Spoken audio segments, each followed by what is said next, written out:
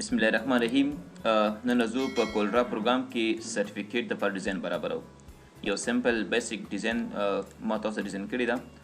دا ډیزاین باندې کار کوو چې په کولرا پروګرام کې داسې یو سمپل ډیزاین څنګه ډیزاین کوو. ډیزاین تاسو په مختلفو طریقو باندې کولی شئ، خو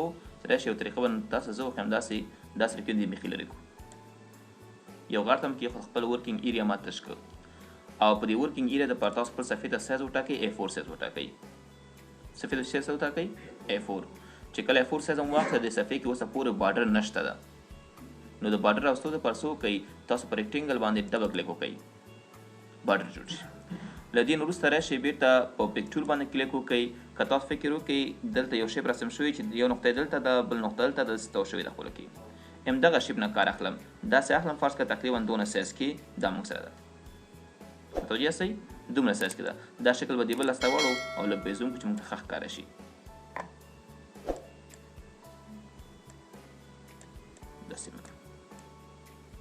پرې پوه شئ،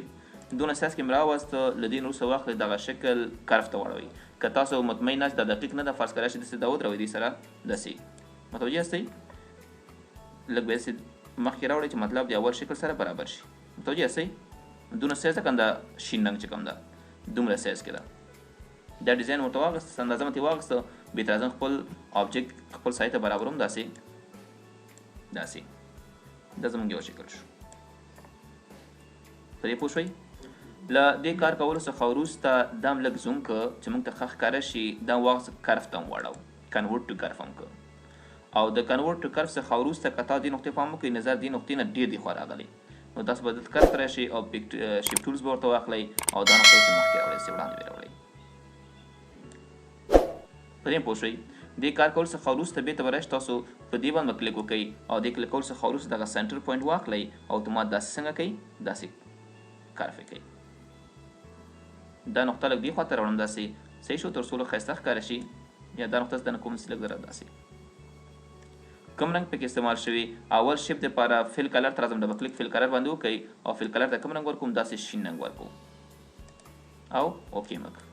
که تاسو رنګونه ویلي کې ښه ترخه کني، مطلب هماغه رنګ نه بېرته رنګ مه واخیست او دې نه آوټلاین کلر ختموم څه. که تاسو دې شکل ته فکر وکئ، دې اولني شکل ته دې کې دوه رنګونه استعمال شوي، دلته لاندې ډارک د پاس لایټ شوې ده، صحیح ده. نو دې کار کولو لپاره څه کوو؟ موږ په دې باندې کلیک کوو او داسې لاندې نه اخلو، پاس طرف ته حرکت ورکوو داسې. دا درسونه ویلي که نه؟ نو زمونږ فرض کړه یو پوینټ چې کوم ده، یو کلر چې کوم ده، فرض کړه دغه لاندې رنګ واخله او د بل پوینټ کې چې کوم ده راته واخله، په دې کلر پیکر واخله او دا پاس رنګ ورکړه. برابر شو که نه؟ دوه رنګونه شو. که تاسو غواړئ چې نوم دا لاندې ډارک کړئ، چې داسې پرېښم ډارک، دا پاس څه وخېجوئ او دا به لږ داسې پاس کوئ چې مطلب لاندې ډارک شي، پاس څنګه شي؟ لایټ شي. مشکل شته پورې نشته. دا کار چې وکړه، له دې نه وروسته یو بل شکل ده چې په حقیقت دغسې راغلی په دې اندازه باندې او داسې یو رنګ یې جوړ کړي ځان سره. توجه یو نری شعاع غوندې کرښه ده په دې کې. نو څه وکئ؟ د همدغې شکل نه ډوپلیکیټ واخلئ، رایټ کلیک وکئ او کش کړئ داسې او کاپي هیر به یې کوئ. د کاپي هیر څخه وروسته دې ته هم رنګ ورکوو، ډبل کلیک پرې باندې وکئ. کوم رنګ ورکول غواړئ؟ راشئ په دې کې کلر پیکر ته راشئ، کلر پیکر او ورته چې دې ته دا رنګ ورکړه، دا رنګ او اوکې مه کړه. او دا به واخلئ سینډ ټو بیک، رایټ کلیک په دې شی باندې وکئ او بیک ون، منع قدم شاته لاړ شه. بیک ون ورته یو بل رنګ ورکړم تر څو موږ پوه شو بیک شو که نه شو. بیک شوی نه ده که نه؟ نو ورته چې څه وکړه، درته بیک ون که راته منع قدم شاته ویسته. که بیخي نه کېده بیک ټو آل یې کړه، دلته شه بیک ټو لایر یې کړه داسې. دې پورې پوه شوئ؟ دا کار مو وکړه. دې نه وروسته دغه کرښه ډېر نرۍ ده، نو دغه بلو کلر چې موږ ورته ورکړی دا به لږ دې خواته دننه کړو، داسې نرۍ به یې کړو. صحیح ده که نه؟ په دې کې هم دوه رنګونه استعمال شوي، دوه رنګونه استعمال شوي. په راځم په دې کې بیا هم فوشن فیل اخلم، فوشن فیل واخلئ. په فوشن فیل کې ورته وایم چې دوه رنګونه ورته ورکړه. یو رنګ چې کوم ده فرض کړه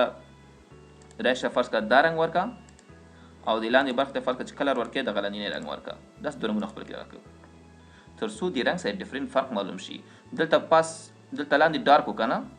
د بل وړوکي شیپ ته ما پاس ته ډارک رنګ ورکړو، دلته لایټ رنګ استعمال شو، دلته لاندې مې لایټ کړو، تر څو دواړو ترمنځ څنګه وشي توپیر موږ ته ښکاره شي. په دې پوه شوئ؟ له دې نه وروسته په دې کې ګرین کلر تیز رنګ استعمال شوی ده، داسې همداسې ده که نه؟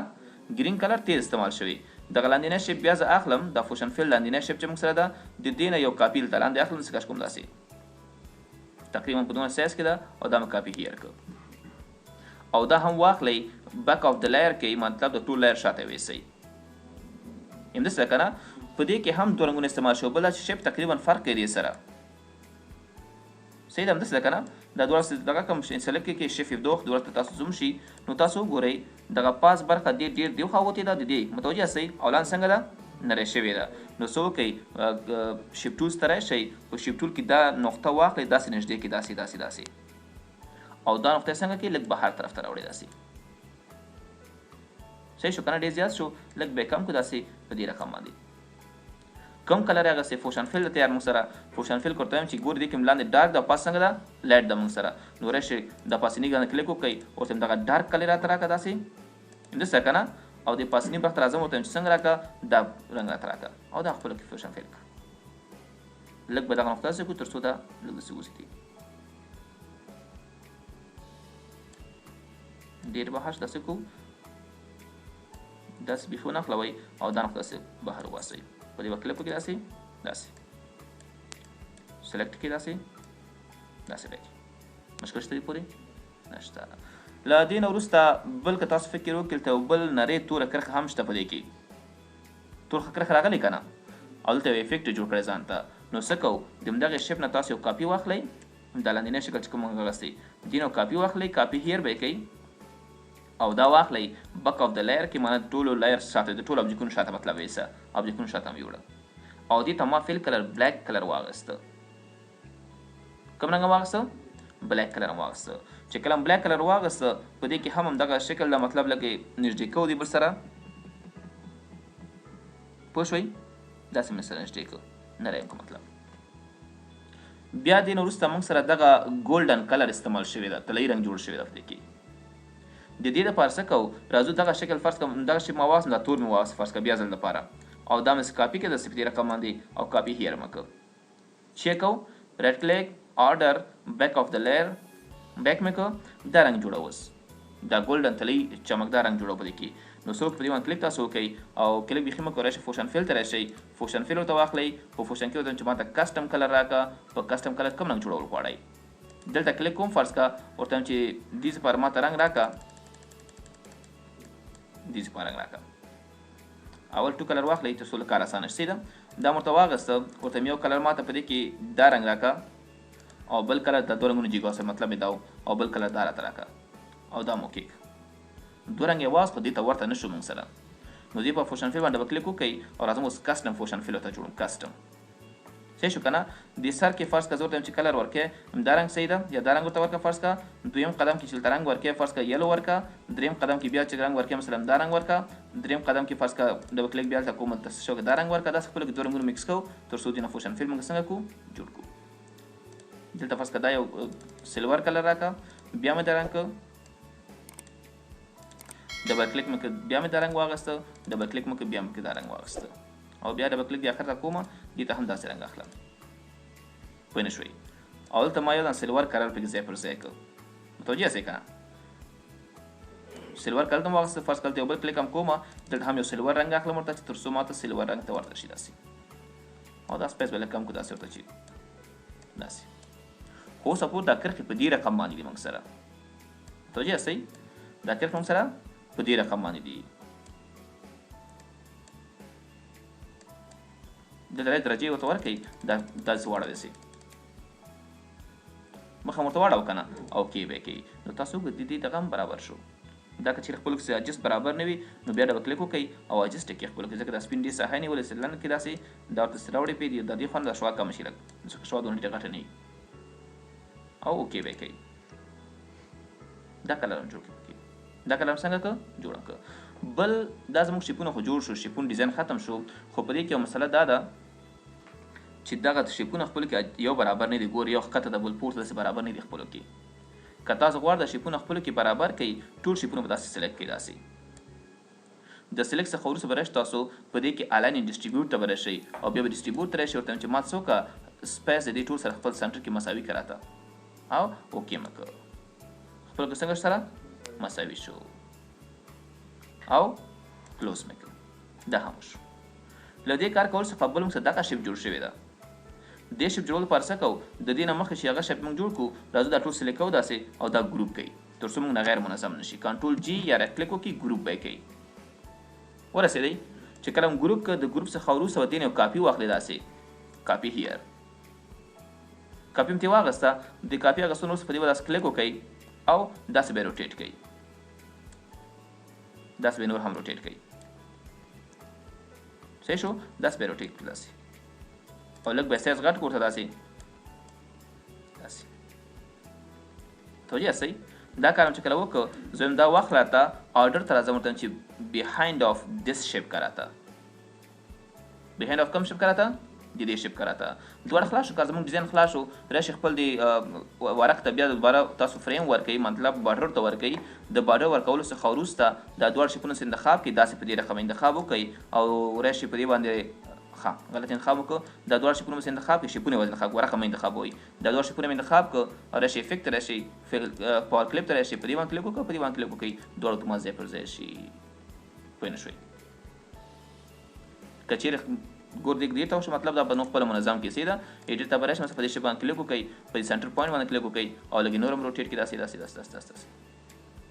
چې کوم نزدیک تاسو ښه ښکاره کړي دماغ نه څنګه دا روټیټ به یې کوئ پوه شوئ دا موږ سره د دې ډیزاین کول فینش به کې خلاص دا ډیزاین وشو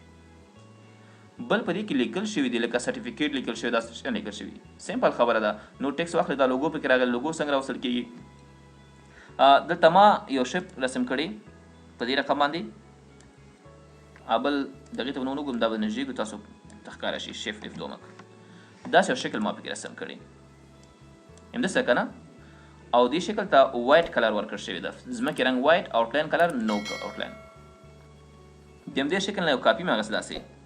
کاپي هیر کاپي مې ترې واخیسته او ورته وایم چې ما څه وکړه دا راته آرډر ته وایم بیهایند آف د بل وایټ شیپ که راته ورسېدی او کوم رقم رنګ ورته ورکړه فرض کړه بک کلر داسې یو کلر ورکړه ورته ځمکې رنګ داسې ورکړه دوه شیپونه دي ګورئ یو شیپ دا ده بل شیپ هغه ده یو تم دا رنګ بل دا رنګ ورکړه داسې به انتخاب وکړئ او ښایسته رنګ ورته انتخاب کړئ داسې او داسې خپل کې برابر کړئ داسې په دې کې لوګو راوستل غواړو چې موږ غواړو چې لوګو دلته راشي نو څه وکړئ تاسو به لوګو خامخا کمپیوټر کې سره اوسي لوګو به واخلئ او کولډرا پروګرام ته به اضافه کړئ لوګو سایز ډېر غټ ده نو دې پاس تاسو لوګو راوړئ لوګو بس وړوکی کړئ ورته دونه وړوکی چې مطلب د شیپ ته ځان برابر کړي د شیپ کې څنګه اچو د لوګو ځای پر ځای کوو پکې افیکټ ته راشي په افیکټ او پاور کلیپ ته راشي په دې کې راشي په دې شیپ راته واچوه بیا د په دې شیپ رایټ کلیک وکړئ دا ایډیټ کنټینټ به کوي او دا خپل کې برابر کړي داسې دې شیپ ته برابر کړي ځکه دا زموږ شکل ده که نه دې شکل ته به څنګه کوي برابر به کوي داسې پاور کلیپ هم کوو لږ اسپاس کوي او رایټ کلیک پې وکړئ او فینش رایټ کلیک پې وکړئ فینش پوه نه شوئ داسې انتخاب کې دا لږ داسې باجس کې برابر کې داسې لږ ذره داسې او واخلئ لږ د سنټر طرف ته ویسئ داسې مې کړو دا مې ته کېښود دا مې څه وکړو دلته مې کېښود بل موږ سره په دې شیپ کې که تاسو فکر وکړئ سرټیفیکیټ لیکل شوی او ممبرشپ لیکل شوی ساده خبره ده همداسې لیکل به تاسو سرټیفیکیټ به ولیکئ صحیح شو فنډ ورته انتخاب کړئ فرض دې لپاره اولډ انګلیش فنډ انتخاب شوی که تاسو دا فنډ نه خوښېږي نور فنډونه هم ورکولی شئ راشه ما سرټیفیکیټ په دې ډیزایندار خط کې راته ولیکه کوم فنډ چې خوښېږي یو ښایسته فنډ ورته انتخاب کړئ او د فنډ انتخاب څخه وروسته څه وکړئ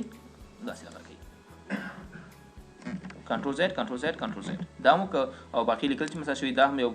بیل لیکل موږ سره دلته لاندې ورسره کرښ کش کړي نو ستاسو سرټیفیکیټ کې چې امضا لپاره کوم ځای راځي دا امضاګان نومونه به ولیکئ څوک امضا کوي مطلب څه شو منیجر امضا کوي څوک امضا کوي او کوم متن ستاسو سرټیفیکیټ راځي دې کې به ځای پر ځای کوي نو دا موږ سره په کولډرا پروګرام کې د بیسیک یا ساده سرټیفیکیټ ډیزاین کول چې موږ څنګه ډیزاین کوو مشکل شته پکې